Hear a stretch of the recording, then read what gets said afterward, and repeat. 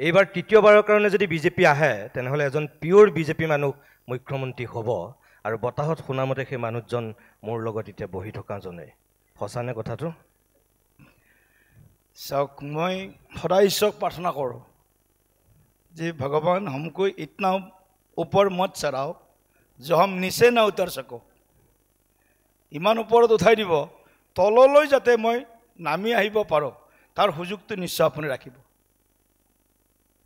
মইতো এনেকুৱা কথা সোধা নাই যে আপুনি ভাৰতবৰ্ষৰ প্ৰধানমন্ত্ৰী দৌৰত আছে নেকি বুলি আপুনি অসমৰ এটা দলৰ সভাপতি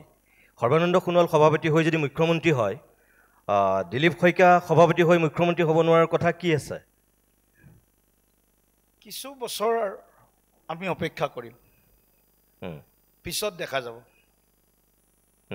কিছু বছৰ আমি অপেক্ষা কৰিম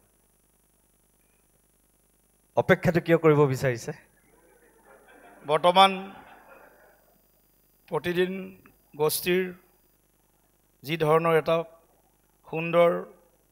আপোনালোকে কাৰ্যসূচী লৈছে অসমখনক আগবঢ়াই লৈ যোৱাৰ কাৰণে যে অসমখনক ভালকৈ আগবঢ়াই লৈ যাব লগা হ'লে অসমখনৰ সকলো সমস্যা সমাধান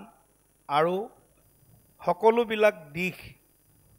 যিসকল ব্যক্তিয়ে ভালকৈ জানে মই ইমান ভালকৈ নাজানো এইটো সঁচা কথা আৰু মই ইমান মানে জনা মানুহ নহয় কিন্তু সংগঠনত মই কৰি কাম কৰি মই আজি এইখন হয়তো দায়িত্ব পাবলৈ সক্ষম হৈছোঁ বহুত বেছি মোৰ কোনো তেনেকুৱা লিপচাও নাই কিন্তু কথাটো হ'ল আপোনাৰ প্ৰশ্নৰ উত্তৰটো জনগণেহে দিব পাৰিব এইটো প্ৰশ্নৰ না আপুনি উত্তৰ দিব পাৰিব না আপুনি প্ৰশ্ন কৰিলে সুদুত্তৰ মই দিব পাৰিম অসমৰ জনগণে এইটো প্ৰশ্নৰ উত্তৰ দিব মইতো উত্তৰ দিব নোৱাৰে আৰু মই ভাবো অসমৰ জনগণেও উত্তৰ দিব নোৱাৰে এইটো উত্তৰ আপুনি অলপ দিব পাৰিব আৰু অলপ আপোনালোকৰ অমিত শাহ বা নৰেন্দ্ৰ মোদী বা আপোনালোকৰ দলৰ সভাপতি জাতীয় মানুহবিলাকে দিব পাৰিব অসমৰ জনপ্ৰিয় মুখ্যমন্ত্ৰী কৰ্মদক্ষ মুখ্যমন্ত্ৰী ডক্টৰ হিমন্ত বিশ্ব শৰ্মা ডাঙৰীয়া কিছু বছৰলৈকে অসমৰ মুখ্যমন্ত্ৰী থকাটো প্ৰায় নিশ্চিত